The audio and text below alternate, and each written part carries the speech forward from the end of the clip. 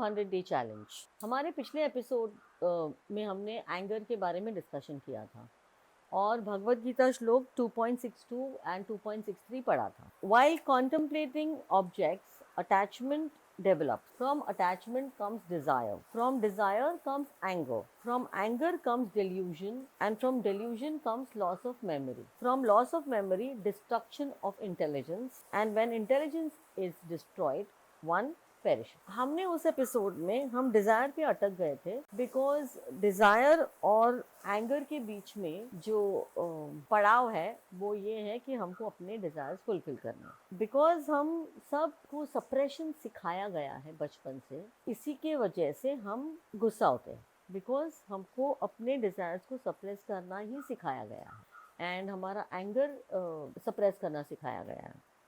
ऐसे छोटे छोटे स्टेटमेंट्स जो बचपन से हमको कंडीशन किया गया है।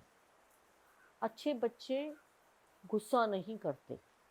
एग्जाम्पल, जिसने गुस्से को कंट्रोल कर लिया उसकी ज़िंदगी सफल हो गई। जिसने अपने गुस्से को कंट्रोल कर लिया उसकी ज़िंदगी सफल हो गई। गुस्सा छोड़ दो वरना घर का माहौल ख़राब हो जाए। घर वाले कोई पूछता नहीं है कि बच्चा तुम गुस्सा क्यों हो। बच्चे को पूछो या माँ बाप को पूछो, कोई भी इंसान घर में गुस्सा क्यों है, ये क्वेश्चन पूछना चाहिए घर वालों को और उसके गुस्से का कारण समझना चाहिए जिससे हम उसको हेल्प कर सकें। बट हम ऐसा कुछ नहीं करते। हम लोग इतने सारे लूज स्टेटमेंट्स बोलते हैं ना, गुस्सा छोड़ दो, गुस्सा पी लो, शांत रहो, बड़ों से ऊंची आवाज़ में बात मत करो। ये सारे जो स्टेटमेंट्स हैं ये इतने काउंटर प्रोडक्टिव है, इतने डैमेजिंग है कोई भी इंसान के लिए। बच्चे के लिए तो ऑब्वियसली बहुत ज़्यादा, बिकॉज दैट पर्सन, जो बच्चा है वो अपने फॉर्मेटिव ईयर्स में चीज़ें सुन रहा है अपने माँ बाप से, अपने एनवायरनमेंट से, लोगों से, और जो भी स्टेटमेंट्स वो सुन रहा है वो सारे स्टेटमेंट्स आर सप्रेशन। अपने आप को दबाओ, अपने आप को एक्सप्रेस मत करो एंड जिसकी वजह से 99% प्रॉब्लम्स होते हैं बिकॉज हम एक्सप्रेस नहीं करते। नाउ भगवद गीता श्लोक 3.33 बहुत क्लियरली कह रहा है कि suppression is useless. Even a wise person acts according to their own nature. All beings follow their nature. What will repression और suppression accomplish? That's what Bhagavad Gita श्लोक 3.33 कहता है कि सप्रेशन यूजलेस है और suppression is the foundation of entire human race. The suppression is the silent killer of the entire human race. Suppression is the silent killer of the entire human race. ये भगवद गीता भी कह रहा है और मैं भी कह रहा हूँ। So even a wise person acts according to their own nature. मतलब हर इंसान अपने अपने नेचर के हिसाब से एक्ट करता है और उसको एक्ट करना भी चाहिए। लेकिन किसी भी इंसान को अपना खुद का नेचर पता ही नहीं है। अब वो क्यों पता नहीं है? बिकॉज हमको सिखाया गया है कि तुमको अपना नेचर पता करना ही नहीं है, तुमको फॉलो करना है। जो चीज़ हो चुकी है, जो साइंस ने एस्टैब्लिश की है, जो तुम्हारे पूर्वजों ने की है, जो तुम्हारे स्कूल में सिखाया गया है, जो जनरली होता है सोशली कल्चरली, वो सब तुमको फॉलो करना है और तुमको अपना नेचर क्या है वो समझने की ज़रूरत ही नहीं है। You do not need to know that at all. जब यही हमको बचपन से सिखाया गया है तो हम अपना नेचर कैसे डिस्कवर करेंगे? हमको कैसे पता चलेगा कि हम क्या है, हम कौन है, हम क्या करना चाहते हैं, हमारे लाइक्स क्या है, हमारे डिसलाइक्स क्या है? कुछ भी नहीं पता। बचपन से लेके बड़े होने तक जो भी हमको सिखाया गया है वही लूप पे चलते रहता है नॉन स्टॉप, और हम ये इमेजिन करते हैं कि that is who we are and that is why हम अपने आप को सप्रेस कर लेते हैं। Because I guess that works for everybody. Because किसी को भी किसी और के इमोशंस के साथ डील करना ही नहीं होता है। It's easier that way. हम इंसानों के लिए जो चीज़ ईजी है वो हम कर लेते हैं in the moment. We want to do everything that is easier, जबकि हमको पता है कि दैट इज़ डैमेजिंग। फिर भी हम वही रास्ता चुनते हैं क्योंकि सब लोग वो रास्ता चुनते हैं, and that my friends is the problem. Now coming to the science of anger. Although psychology, I think, I'm not sure, but although psychology में anger management सिखाया जाता है, लेकिन actual science of anger is understood recently in neuroscience, which is the amygdala, जो हम last time discuss कर चुके हैं. So amygdala stores intense emotions, और वो एमिगडाला ट्रिगर जब होता है तो हम उस मोमेंट में अपना होश खो बैठते हैं, और एमिगडाला कभी भी ट्रिगर हो सकता है based on something which is repeated. Neuroscience ने रिसेंटली गट ब्रेन एक्सिस के बारे में बहुत कुछ रिसर्च किया है, and which proves that emotions are the centrifugal force जो हमारी बॉडी को गवर्न करता है. Gut has over 500 million neurons connected directly to the brain via vagus nerve. जब इंटरनल एनवायरनमेंट में चेंजेस होते हैं, जैसे स्ट्रेस हार्मोन्स, स्ट्रेस होता है तो हमारे हार्मोन्स एक्ट करते हैं और ब्लड फ्लो शिफ्ट हो जाता है और मसल टेंशन बढ़ जाता है before our conscious mind notices. ये बहुत मिली सेकेंड्स में होता है. It's just like quick. So what happens, anger को एक्सप्रेस करना बहुत ज़रूरी है, और ऐसा कोई भी इंसान नहीं है पूरी दुनिया में जिसके अंदर एंगर नहीं है. कोई भी नहीं, not even a single human being is there in this whole world जिसके अंदर गुस्सा नहीं है. वो अंदर भरा हुआ है, और या तो हम उसको एक्सप्रेस करते हैं और दूसरों को डैमेज करते हैं, जिससे उसका गुस्सा बढ़ जाता है और फिर वो रिएक्शन आ जाता है. सो एंगर के साथ टकराता है and a war happens. Now ये सेम एंगर जब बॉडी में रहता है तो उसको कहते हैं पैसिव अग्रेसिव बिहेवियर. जो हम एक्सप्रेस नहीं करते हैं वो हम सप्रेस करते हैं, और जब उसको सप्रेस करते हैं तो बॉडी के ऊर्जे पुर्जे ढीले हो जाते हैं, and the body becomes haywire and it does not understand what is happening, जिससे स्ट्रेस पैदा होता है. जब हम गुस्से को एक्सप्रेस नहीं करते तो वो स्ट्रेस में कन्वर्ट हो जाता है, या हम गुस्से को सप्रेस करते तो भी वो स्ट्रेस में ही कन्वर्ट हो जाता है. ऐसा कोई भी इंसान नहीं है पूरी दुनिया में जिसमें गुस्सा नहीं है. हर एक इंसान के अंदर गुस्सा भरा हुआ है, एंड वो गुस्से को जब रास्ता नहीं मिलता है बाहर जाने का तो वो गुस्सा कन्वर्ट हो जाता है स्ट्रेस में. और गट ब्रेन एक्सिस, गट जो होता है जो हमारा फूड डाइजेस्ट करता है, उसके सिवा वो बहुत कुछ करता है. और जो गट ब्रेन एक्सिस है वो वेगस नर्व के थ्रू हमारे ब्रेन से कोऑर्डिनेट करता है जब टेंशन बढ़ जाती है बॉडी में. और जब बॉडी में टेंशन बढ़ जाती है तो स्ट्रेस हार्मोन्स ट्रिगर हो जाते हैं, और वो हार्मोन से ब्लड फ्लो इफेक्ट होता है एंड मसल टेंशन बढ़ जाती है. वो तो हमको भी एक्सपीरियंस होता ही है ना. जब हम गुस्सा होते हैं तो यहाँ पर हलचल मचती है, हम बॉडी टाइट हो जाती है, एंड ऐसा कोई भी इंसान नहीं है पूरी दुनिया में जिसके अंदर गुस्सा भरा हुआ नहीं है. हर एक इंसान में गुस्सा भरा हुआ है. 90% ऑफ द लोग उसको एक्सप्रेस नहीं करते हैं और अपनी बॉडी में उसको रहने देते हैं. अब ये नॉलेज है हमको, पर इस नॉलेज का किया क्या जाए ये क्वेश्चन है. तो जो एक्सप्रेस करता है एंगर, उसको तो पता है कि वो एक्सप्रेस कर रहा है, बिकॉज वो एंगर दूसरे पे अब ये फाइट और फ्लाइट रिस्पॉन्स क्या है. फाइट इज़ व्हेन जब हम गुस्सा होते हैं तो हम दूसरे पे अपना गुस्सा निकालते हैं, और ऑफ कोर्स उसको ब्लेम भी करते हैं कि तुम्हारे वजह से मैं गुस्सा हूँ, और उस पर हमने गुस्सा निकाल दिया, विच इज़ फाइट. दूसरा है फ्लाइट. फ्लाइट में हम वो गुस्से को इंटरनलाइज कर देते हैं और अपने बॉडी के अंदर रहने देते हैं और भाग जाते हैं सिचुएशन से.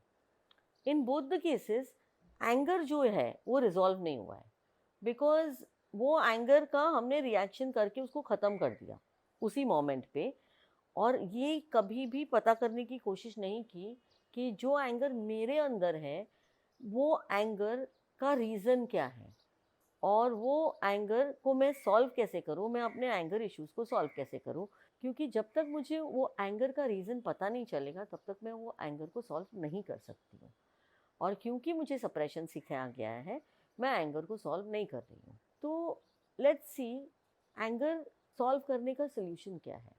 एंगर सॉल्व करने का एक ही सॉल्यूशन है, अपना दिमाग यूज़ करो। हमको लगता है कि हम दूसरों से गुस्सा है, हमको ऐसे लगता है। लगता क्या है? हमको कन्विंस्ड है कि हम दूसरों से गुस्सा है। हम कन्विंस्ड है कि मेरी मॉम ने मेरे लिए किया नहीं, मेरे पापा ने नहीं किया, मेरे पति ने नहीं किया, मेरी बीवी ने नहीं किया, एनवायरनमेंट ने नहीं किया, गवर्नमेंट में करप्शन है, मैं क्या कर सकता हूँ? एंड अपनी जो खुद की हेल्पलेसनेस है वो एक्चुअली एंगर में कन्वर्ट हो जाती है। लेकिन हम ब्लेम करते हैं सिचुएशंस को, सर्कमस्टेंसेस को, लोगों को, पीपल को, जिसको भी, और वो ब्लेम में अपनी पूरी ज़िंदगी निकाल देते हैं। नाउ इसका सल्यूशन क्या है? क्योंकि एंगर इश्यूज तो सॉल्व करना मैंडेटरी रिक्वायरमेंट है to lead a life of a human being. इंसान अगर गुस्से में अपनी पूरी ज़िंदगी निकाल देगा तो वो ज़िंदगी का क्या फ़ायदा? There is no point of that life because you are not able to be happy. ऐसा कोई भी इंसान नहीं है इस पूरे दुनिया में जिसको गुस्सा नहीं आता है या जिसके अंदर गुस्सा नहीं भरा हुआ है। नॉट पॉसिबल, कोई भी नहीं है, not even a single human being. कुछ लोग उस एंगर को दूसरों पे लैश आउट करके उससे लड़ लेते हैं और वो एंगर उसके ऊपर निकाल देते हैं। फिर वो एंगर अपने आप पे, हमारे पे वापस से निकालते हैं, and that battle keeps on going on.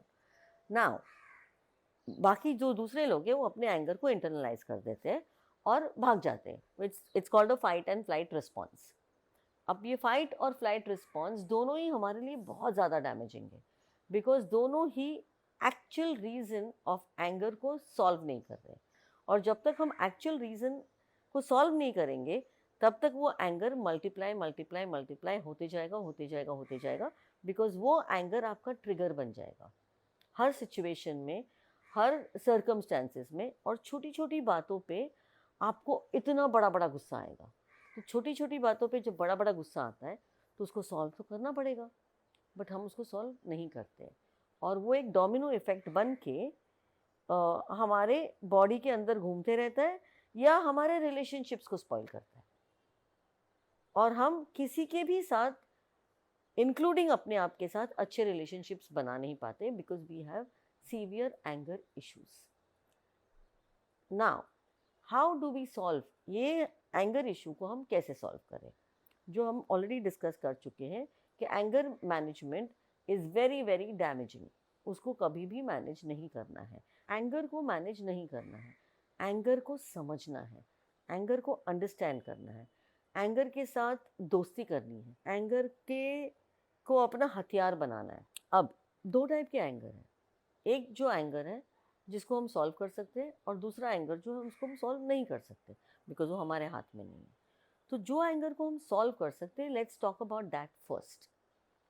अब व्हेनेवर अपनी रोज़ डेली लाइफ में छोटी छोटी बातों से हमको ट्रिगर होता है और हमको गुस्सा आता है या हमको स्ट्रेस होता है, even stress is a form of anger.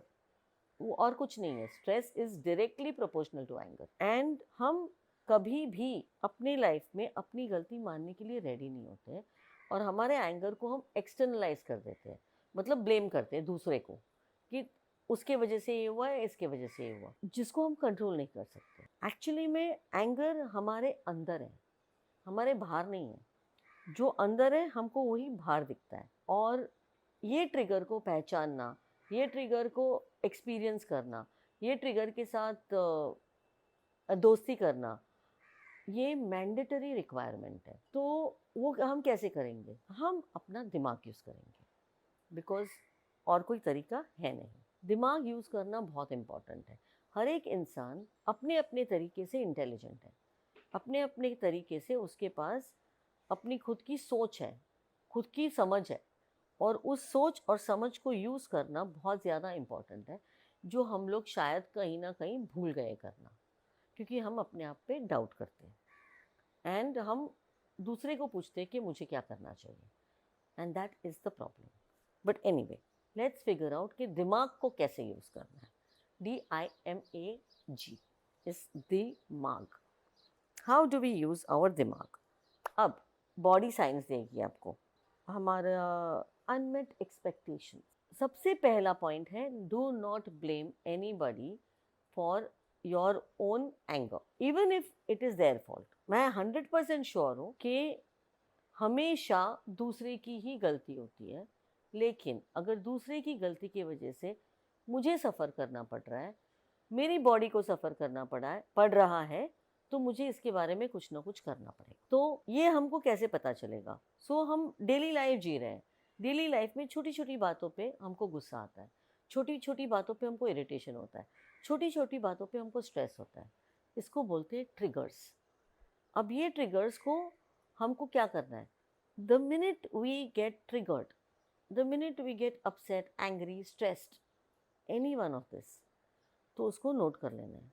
अपने फ़ोन में नोट्स में टाइप कर लो या अपने आप को मैसेज भेज दो कि इस मोमेंट पे मुझे ये गुस्सा आया। तो अगर मैं उस मोमेंट पे पॉज करती हूँ, चुप रहती हूँ, तो गुस्सा एक सेकंड के लिए शांत हो जाता है। क्यों शांत होता है? बिकॉज गुस्से को ये पता चलता है कि मैंने उसको अक्नॉलेज किया है। गुस्से को ज़्यादा गुस्सा कब आता है? जब हम उसको अक्नॉलेज ही नहीं करते और हम दूसरे पे ब्लेम करते हैं। So then anger gets very angry because that's its nature. So anger का नेचर गुस्सा होना है, तो वो गुस्सा होएगा, और वो गुस्सा दूसरे पे कभी भी नहीं होता है, वो गुस्सा हमारे पे होता है बिकॉज हमारे अंदर वो है। सो जब हम उसको नोटिस करते हैं, तो आधा बैटल तो हम वहीं पे जीत जाते हैं because we have noticed our anger. हमने उसको पूछा कि भाई प्रॉब्लम क्या है। अब वो आपको अपना प्रॉब्लम बताएगा 100%। वाई एम आई स्ट्रेस्ड? तो मैंने उसको नोट कर लिया और मैंने पॉज प्रिंसिपल को यूज़ किया, और जैसे जैसे ये मैं कंटिन्यूसली करते जाऊंगी, every day, every moment, every situation, let's understand the dimag framework. Dimag framework जो है वो DIMAG है, detect, identify, measure, anchor, grow up. Interesting है ना? बहुत इंटरेस्टिंग है। सो डिटेक्ट, हमको सबसे पहले अपने एंगर को, जो in form of irritation, stress, shouting, retaliating, criticizing, ऐसे अलग अलग तरीके से वो एंगर बाहर आता है। वो एंगर को अभी हमको डिटेक्ट करना है कि वाई एम आई एंग्री। जैसे ही मुझे पता चलता है वाई एम एंग्री, शायद मुझे पता भी नहीं होगा उसने मेरे साथ ये किया इसलिए मैं एंग्री हूँ, doesn't matter, that's fine.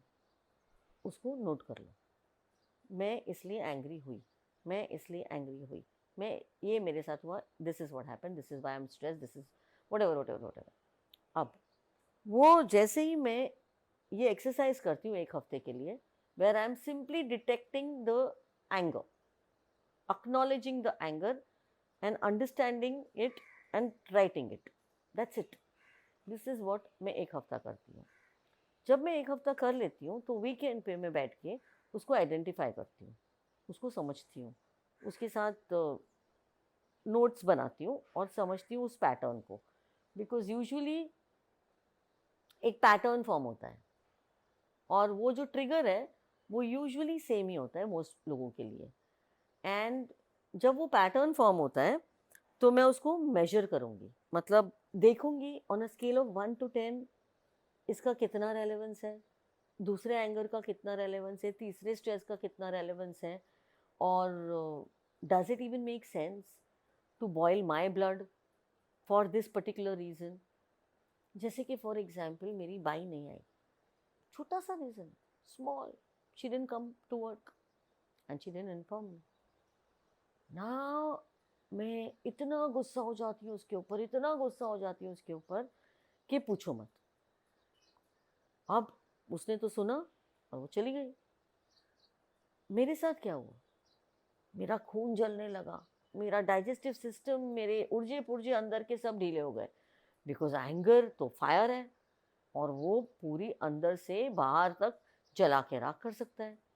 So that anger response जो मैंने दिया, उससे मेरी बॉडी के ऊर्जे पुर्जे ढीले हो गए। Now was my bai not coming to work worth that entire disruption in my body? Of course not. But ऐसा किया मैंने क्योंकि मैं वो बाई के ना आने से इतना गुस्सा नहीं हूँ, मैं मेरे स्टोर्ड एंगर से गुस्सा हूँ जिसको मैंने कभी एक्नॉलेज किया ही नहीं है और मैंने उस पर ध्यान दिया ही नहीं है, इसके वजह से मैं गुस्सा हूँ। अब जैसे ही हम उस एंगर को डिटेक्ट करते हैं, आइडेंटिफाई करते हैं, मेजर करते हैं, तो हमको ये पता चलता है कि एक्चुअली में it is nothing and nothing but ignoring ourselves, our needs, our desires, our wishes.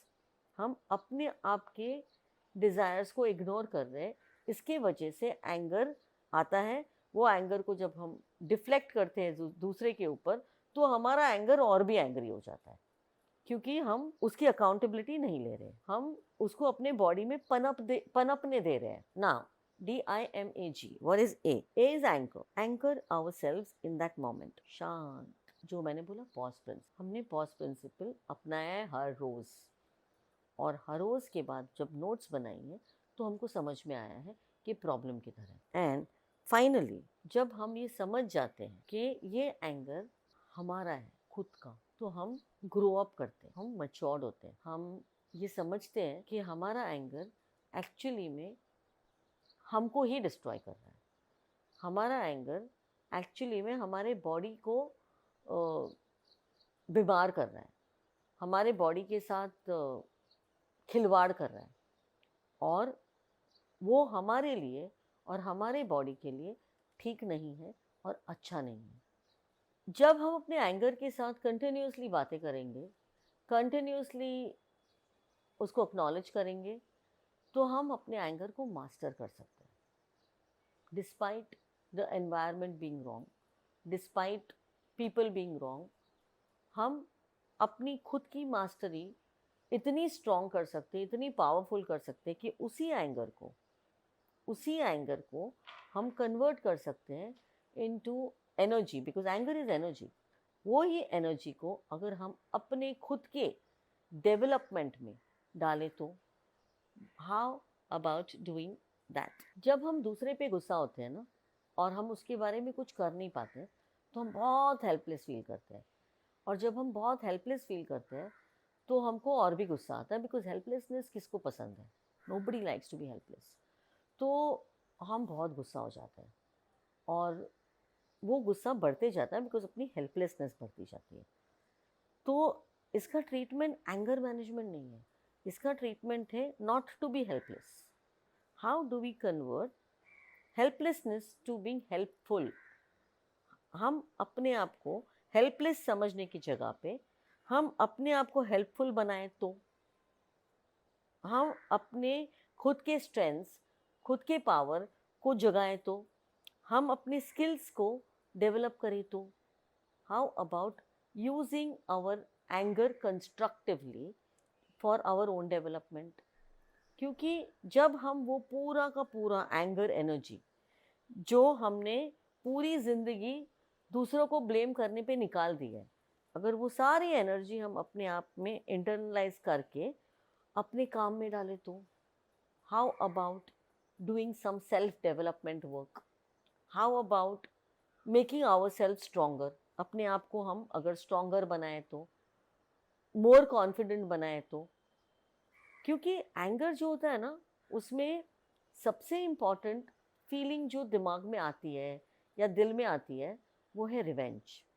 हमको रिवेंज लेना है, और वो रिवेंज जब तक पूरा नहीं होता है ना, तब तक दीमक की तरह एंगर हमको खा जाता है। बट दूसरे पे रिवेंज लेने से क्या हमको सोल्यूशन मिलेगा? नहीं मिलेगा। पता है क्यों? बिकॉज हमने तो रिवेंज ले लिया उसके ऊपर, अब वो एंगर हमने हमारे से उस पर ट्रांसफ़र कर दिया, तो अब वो मेरे से रिवेंज लेगा। वो एक मूवीज़ तो खैर बहुत सारी बनी है, बट एनिमल मूवी जो है, विच इज़ रणबीर कपूर की movie, is a brilliant example of how revenge games खेलते रहते हैं एक दूसरे से, and it continues for generations. ऐसे तो खैर बहुत सारी स्टोरीज है, बट यस, जब एंगर रिवेंज में कन्वर्ट होता है, तो वो नेवर एंडिंग सागा है of human life. Revenge is the never ending saga of human life. अब उस लूप को कैसे ब्रेक करें? उस लूप को कहीं ना कहीं तो उसको ब्रेक करना पड़ेगा, right? We have to end it somewhere. जब दुर्योधन द्रौपदी का वस्त्र हरण करता है भरी सभा में, तो द्रौपदी को, पांडवास को, सबको बहुत ज्यादा गुस्सा आता है। नेचुरल है, it is very very natural. Now what does Krishna tell Draupadi? कि तुम कुछ मत करो? नहीं, he does not tell her that, but he definitely says कि सबसे पहले दुर्योधन को माफ करो, because he does not know what he is doing. Krishna Draupadi से कहते हैं कि सबसे पहले दुर्योधन को माफ करो, क्योंकि उसको पता ही नहीं है वो क्या कर रहा है। जिस इंसान को पता ही नहीं है वो क्या कर रहा है, उसको आप माफ करो या ना करो, it does not matter to that person, it is only mattering to you, is what he is telling Draupadi. लेकिन उसने जो किया है वो 100% रॉन्ग है, और क्योंकि हमको रॉन्ग एग्जाम्पल सेट नहीं करना है सोसाइटी में, इसीलिए उससे लड़ना इंपॉर्टेंट है। You understand the difference between these two things? Perspective. अब लड़ने का यहाँ पे मतलब नहीं फिजिकल फाइट। लड़ने का मतलब ये भी हो सकता है कि हम उसको समझा सकते हैं, सामने वाले को जिसने हमारे साथ गलत किया है, और उसको जब हम समझेंगे कि उसने क्यों गलत किया है। अब दुर्योधन ने क्यों गलत किया द्रौपदी के साथ? Because he wanted to prove a point that Pandavas गलत है, क्योंकि युधिष्ठिर ने अपने पूरे होशो हवास में अपनी बीवी को दाव पे लगाया, and that is where he is wrong. And Duryodhana wanted to prove a point कि I am not the villain, you are also the villain, because कोई भी इंसान सिंगल पॉइंटेडली गलत नहीं हो सकता है। हमेशा एक एक्शन का रिएक्शन होता है, उस रिएक्शन का फिर रिएक्शन होता है, फिर उस रिएक्शन का फिर रिएक्शन होता है। कहीं ना कहीं दोनों इक्वली गलत होते ही हैं। So that of course does not justify कि दुर्योधन ने उसका वस्त्रहरण क्यों किया, उसका जस्टिफिकेशन नहीं है। उसके लिए आप लड़ाई करो, बट दुर्योधन को माफ। और वो लड़ाई में that is the war of Mahabharata, which जिसका फाउंडेशन इज द्रौपदी का वस्त्रहरण। लेकिन अगर हम थोड़ा और पीछे जाएंगे तो उसका foundation is that Duryodhan is very very angry, very very upset कि उसके साथ इनजस्टिस हुआ है और उसको किंगडम नहीं मिला है जो उसका राइट हक है according to him, and that is why he is fighting, and that is the bottom line. अब ये चीज अगर हम समझे दुर्योधन को और उसको समझाएं कि yes you are right, the minute you tell him that you are right because he is right, उसका आधा गुस्सा उधर ही ठंडा हो गया, बिकॉज सामने वाले ने उसको समझ लिया। You see, you don't have to physically fight the person, the fight can also be where you actually understand the person, where you actually acknowledge कि तुम्हारा गुस्सा जायज है, तुम्हारी मांगे जायज है, बट इसकी वजह से ये इम्पैक्ट हो रहा है, तो can we come to a mutual understanding. Krishna ये भी कहते हैं कि दुश्मन को मारने का सबसे बेस्ट तरीका is to make him a friend, and that is what I would also recommend कि revenge is not healthy because उससे हम खुद, हमारी बॉडी सफ़र करती है, हमारा दिमाग सफ़र करता है, हमको स्ट्रेस होता है, हमको स्ट्रेस रिलेटेड बीमारियाँ होती हैं, हमको हमारा ब्लड प्रेशर हाई होता है, हमको हार्ट अटैक आता है, हमको बहुत सारी चीज़ें होती है, क्योंकि हमको किसी ने हमारे साथ गलत किया और उसके वजह से हमको गुस्सा आया, और वो गुस्से के साथ हम जी रहे हैं कंटिन्यूसली। अब किसी ने मेरे साथ गलत किया और मैंने अपने आप के साथ गलत होने दिया, ये पॉइंट है, और इसके वजह से मेरा गुस्सा मेरे पर है, ना कि उसके ऊपर। Anger is never extended outside, because anger is ego's friend, और ईगो का काम है हमारी आइडेंटिटी को प्रोटेक्ट करना। जब हम खुद अपने आप को प्रोटेक्ट नहीं कर पा रहे हैं, जब हम खुद अपने आप को ग्रांटेड लेने के लिए अलाउ कर रहे हैं, जब हम खुद अपने लिए स्टैंड नहीं ले रहे हैं, हम अपने ही खुद के डिज़ायर्स को एक्नॉलेज नहीं कर रहे हैं, तो एंगर तो आएगा ही। It is very very normal and very very natural. इसीलिए एंगर को समझने के लिए दिमाग का इस्तेमाल करना बहुत ज़्यादा ज़रूरी है, क्योंकि अपनी इंटेलिजेंस जो हमको विरासत में मिली है उसको यूज़ करना ज़रूरी है, ना कि अपने पास्ट को पकड़ के घेरे रखो लाइक दे आर ज्वेलरी। हम अपने पास्ट को पकड़ के ज्वेलरी की तरह एक बॉक्स में बंद करके रख देते, like lock, like a bank lock. इतनी प्रेशियस है वो ज्वेलरी कि हम उसको बाहर निकलने ही नहीं देते। And that is where the entire problem lies, is that our past is not a jewellery box, it is a problem, it has to be open and it has to go. अब coming to let it go, जो लोग बोलते हैं let it go, let it go is impossible. Do not let it go, never let it go. अगर किसी ने तुम्हारे साथ गलत किया है तो do not let it go। इसका क्या मतलब है? इसका ये मतलब है कि you do not let it go, never let it go, because let it go का मतलब है हमने अलाउ किया है सामने वाले को हमारे साथ गलत करने के लिए, and we have accepted that wrong. हमने अलाउ किया है दूसरे को अपने आप के साथ गलत करने के लिए, और we have let it go. But we are not going to let it go, we are going to understand कि उसने मेरे साथ गलत किया है, and we are going to understand ourselves कि मैंने मेरे साथ ये गलत होने दिया है, और जब मैं इसको लेट इट गो नहीं करूँगी इज़ व्हेन अगली बार मैं अपने आप के साथ ये होने नहीं दूंगी। तो ये कहा जाता है कि इंसान की जो लाइफ होती है वो एक पैटर्न फॉर्म करती है, और जो चीज़ें हम अपने आप के साथ होने देते हैं बार बार बार बार बार बार, वो चीज़ें जब तक हम सीख नहीं जाते कि अपने आप के साथ इनजस्टिस ना होने दे, तब तक वो चीज़ें हमारे साथ बार बार रिपीट होगी। So for example, if my husband is my mirror and I am not learning what I am supposed to learn from him, तो जो भी दूसरा इंसान मेरे लाइफ में आएगा मुझे वो इंसान वही चीज़ सिखाएगा। जब तक कि मैं सीख नहीं जाती हूँ, वो इंसिडेंट, वो एपिसोड, ऐसे लोग मेरे लाइफ में आते ही जाएंगे। And that is why ego is here to protect our identity and make our identity known. And to make our identity known, ego is giving us signals in form of anger, irritation, stress, चाहे कुछ भी बोलो, पर anger है, वो सब कुछ stored anger है। वो एंगर हमारे से बात करने की डेस्परेटली कोशिश कर रहा है, और हमारा काम है अब उसको सुनना, और अब अपना दिमाग इस्तेमाल करना अपने लिए, दूसरों के लिए नहीं। And that's where we end our today's episode. Thank you. Bye bye.